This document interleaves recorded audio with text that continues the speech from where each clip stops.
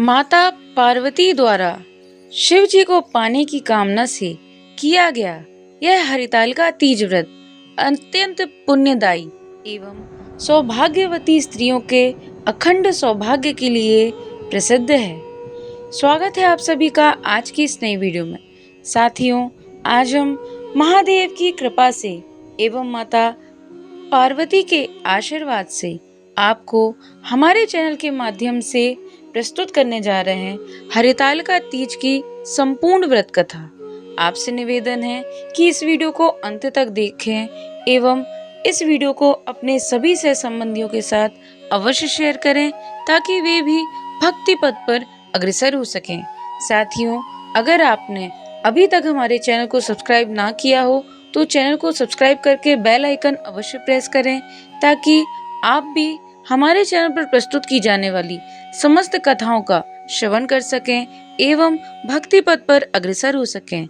आइए साथियों, देर न करते हुए हम हरितालिका तीज की व्रत कथा को प्रारंभ करते हैं। बोलिए गणपति महाराज की जय, बोलिए शंकर भगवान की जय, बोलिए गौरी मैया की जय।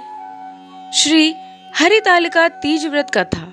श्री गणेश पावन भूमि कैलाश पर्वत पर विशाल वट वृक्ष के नीचे भगवान शिव, पार्वती सभी गणों सहित बागंबर पर विराजमान थे।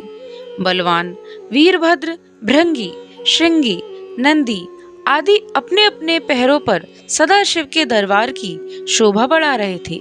गंधर्व गण, किन्नर, ऋषि हर भगवान की विधि अनुष्ठान छंदों से स्तुति गान, स्वर आलापों से वाद्यों में संलग्न थे।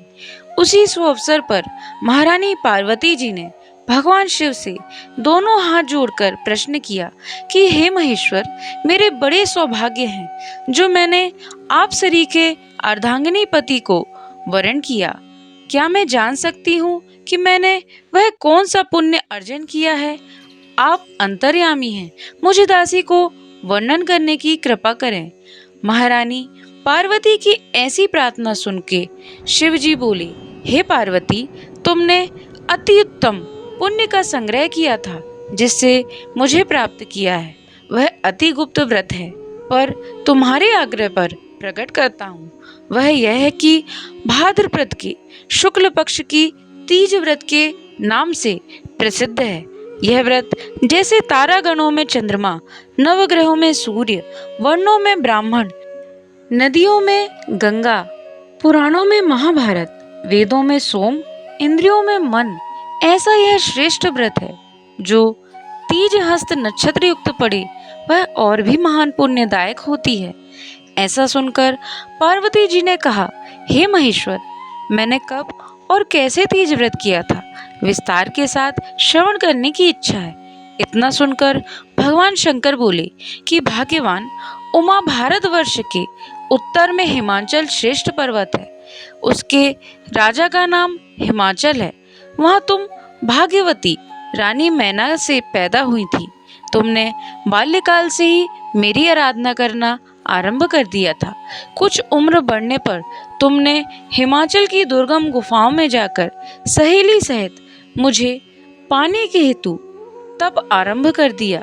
तुमने ग्रीष्म ऋतु में बाहर पानी में तप किया, हिम ऋतु में पानी में खड़े होकर मेरे ध्यान में संलग्न रही। इस प्रकार 6 ऋतुओं में तपस्या करके भी जब मेरे दर्शन ना मिले तब तुम ऊर्ध्वमुख होकर केवल वायु का सेवन की, फिर वृक्षों के सूखे पत्ते खाकर इस शरीर को क्षीण किया।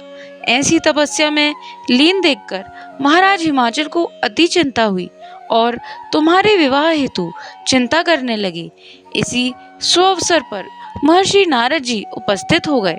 राजा ने अति हर्ष के साथ महाराज का स्वागत पूजन किया और उपस्थित होने का कारण जानने के इच्छुक होने लगे। नारद जी ने कहा, राजन, मैं भगवान विष्णु का भेजा आया हूँ। मैं चाहता हूँ कि आपकी सुंदर कन्या को योग्य वर प्राप्त हो। सो बैकुंठ निवासी शेषशायी भगवान ने आपकी कन्या का वरण स्वीकार किया है। क्या आपको स्वीकार है? राजा हिमाचल ने कहा, महाराज, मेरा सौभाग्य है जो मेरी कन्या को विष्णु जी ने स्वीकार किया, और मैं अवश्य ही उन्हें अपनी कन्या का कन्यादान करूंगा। यह सुनिश्चित हो जाने पर नारद जी बैकुंठ पहुंचकर श्री विष्णु भगवान से पार्वती के विवाह का पूर्ण होना सुनाया। इधर महाराज हिमाचल ने वन में पहुंचकर पार्वती जी से भगवान विष्णु से विवाह होना निश्चित हो चुका है। ऐसा सुनते ही पार्वती जी को महान दुख हुआ। उस दुख से विहीन होकर अपनी सखी के पास पहुंचकर विलाप करने लगी। इस प्रकार तुम्हारा विलाप देखकर तुम्हारी सखी ने तुम्हारी इच्छा जानकर कहा, देवी, मैं तुम्हें ऐसी गुफा में ले चलूंगी जहां पर महाराज हिमाचल भी ना जा सकेंगे। ऐसा कह उमा सहेली सहित हिमाचल गहन ग्रह में विलीन हो जाती हैं। तब महाराज हिमाचल घबराकर पार्वती को ढूंढते हुए विलाप करने लगी कि मैंने विष्णु को वचन दिया है, यह कैसे पूर्ण हो सकेगा। ऐसा कह मूर्छित हो गए।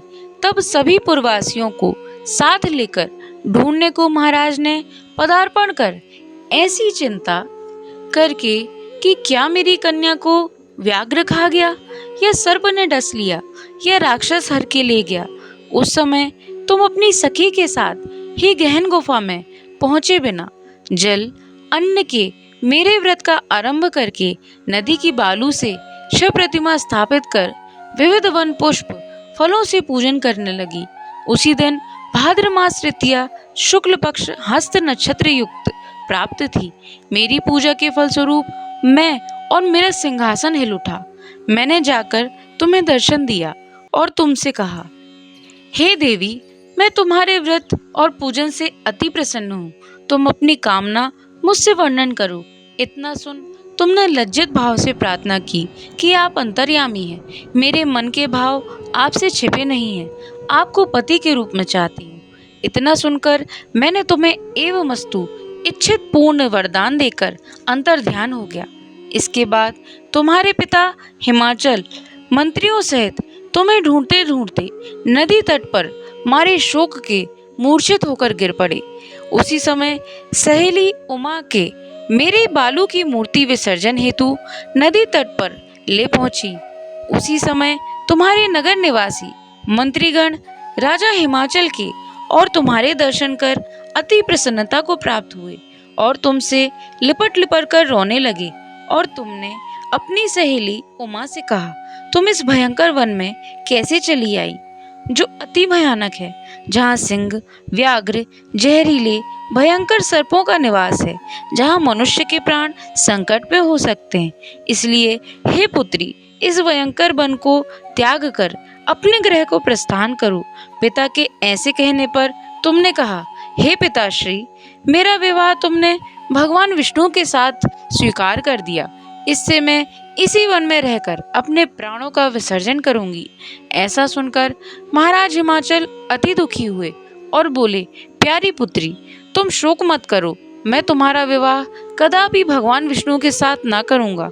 तुम्हारा अभीष्ट वर जो तुम्हें प्राप्त है, उन्हीं सदा शिव के साथ करूंगा। तुम पुत्री मेरे पर अति प्रसन्न हो। तब तुम सहेली के साथ नगर में उपस्थित होकर अपनी माता सहेलियों से मिलने लगी। कुछ समय बाद शुभ मुहूर्त में मेरा विवाह वेद विधि के साथ महाराज हिमाचल व महारानी मैना ने तुम्हारे साथ कर दिया एवं पुण्यों का अर्जन किया। हे सौभाग्यशाली, जो सहेली ने हरण कर हिमालय की गुफा में रख मेरा तीज व्रत किया, इसी से इस व्रत का नाम हरितालिका पड़ा और यह व्रत सब व्रतों का व्रतराज हुआ। इस प्रकार सुनकर माता पार्वती ने कहा, हे प्रभु, आपने मिलने की सुखद कथा सुनाकर मुझे प्रसन्न किया, पर इस व्रत के करने की जो विधान व इसका फल मुझे प्राप्त है वह भी मुझे सुनाइए। इसलिए कृपा करके मुझे इसके करने की विधि पृथक पृथक फल भी सुनाइए। इतना सुनकर भगवान सदाशिव ने कहा, प्रिय, मैं इस व्रतराज का फल सुना रहा हूँ, सावधान होकर सुनो। यह व्रत सौभाग्यवती नारी व पति चाहने वाली कन्याओं को करना चाहिए। यह व्रत भाद्रपद के शुक्ल पक्ष की द्वितीया की शाम को आरंभ करें। यह व्रत निराहार और निर्जला होकर रहना चाहिए। भगवान शिव पार्वती की प्रतिमा सुवर्ण की स्थापित करके, केले पुष्प आदि के खंभे स्थापित करके, रेशमी वस्त्र के चंदनेवा तानकर, वंदन वारे लगाकर, भगवान शिव मूर्ति बालू का लिंग स्थापित करके, पूजन, वैदिक मंत्र, स्तुति, वाद्य, भैरी, घंटा, मृदंग, झांझर आदि से रात्रि को जागरण करना चाहिए और भगवान शिव के पूजन के बाद फल फूल, पकवान, लड्डू, मेवा, मिष्ठान, तरह तरह के भोग की सामग्री समर्पण करें। ब्राह्मण को अन्न, वस्त्र, पान आदि श्रद्धा युक्त देना चाहिए।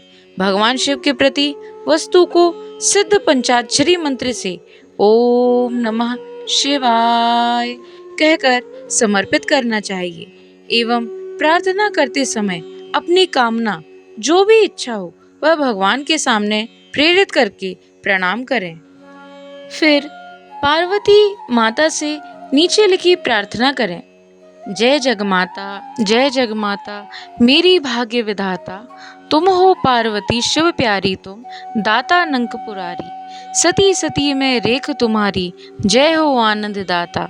जय जगमाता मेरी भाग्य विधाता, इच्छित वर मैं तुमसे पाऊं, भूल चूक को दुख ना उठाऊं, भाव भक्ति से तुमको पाऊं, कर दो पूरन बाता। जय जगमाता मेरी भाग्य विधाता। प्रार्थना करने के बाद पुष्पों को दोनों हाथों में लेकर पुष्पांजलि समर्पण करें। फिर चतुर्थी को शिवलिंग किसी नदी व तालाब में विसर्जन करें। फिर 3 ब्राह्मणों को भोजन कराकर दक्षिणा देवें। इस प्रकार यह व्रत पूर्ण करने से नारी सौभाग्यवती होती है। वह धन धान्य व पुत्र पौत्रों से सुखी होकर जीवन व्यतीत करती है। कन्याओं को व्रत करने से कुलीन विद्वान धनवान वर को प्राप्त होने का सौभाग्य होता है। हे देवी, जो सौभाग्यवती नारी इस व्रत को नहीं धारण करती वह बार बार वैधव्य पुत्र शोक को प्राप्त होती है। जो नारी तृतीया के दिन व्रत रहकर चोरी से अन्न खाती है वह शुक्री का जन्म पाती है। जो फल खाती है वह बंदरिया की योनि पाती है। जो जल पीती है वह जौ का जन्म लेती है। जो दूध पीती है वह सर्पणी का जन्म लेती है और जो मांस खाती है वह बाघिन का जन्म लेती है। जो दही खाती है वह बिल्ली का जन्म लेती है। जो मिठाई खाती है वह चींटी का जन्म को धारण करती है और जो सब चीजें खाती है वह मक्खी का जन्म लेती है।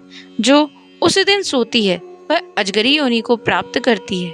हे उमा, जो नारी अपने पति को धोखा देती है वह मुर्गी का जन्म धारण करती है।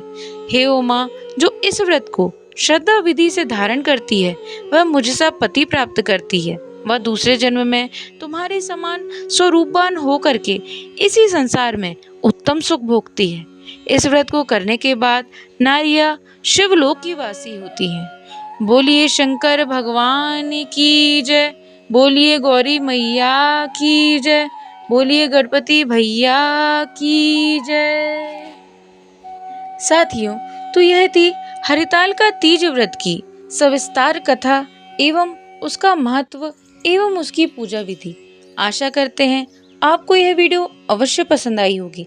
वीडियो पसंद आई हो तो वीडियो को लाइक करें।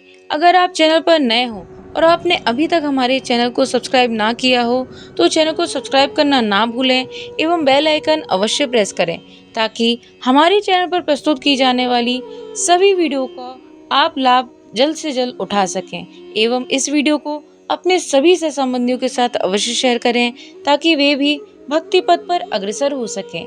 आज के लिए साथियों इतना ही। आपका दिन मंगलमय हो। माँ पार्वती एवं महादेव की कृपा आप पर सदैव बनी रहे। कमेंट में हर हर महादेव अवश्य लिखें। आज के लिए साथियों इतना ही। आपका दिन मंगलमय हो। जय श्री नारायण, जय श्री हरि। राधे राधे।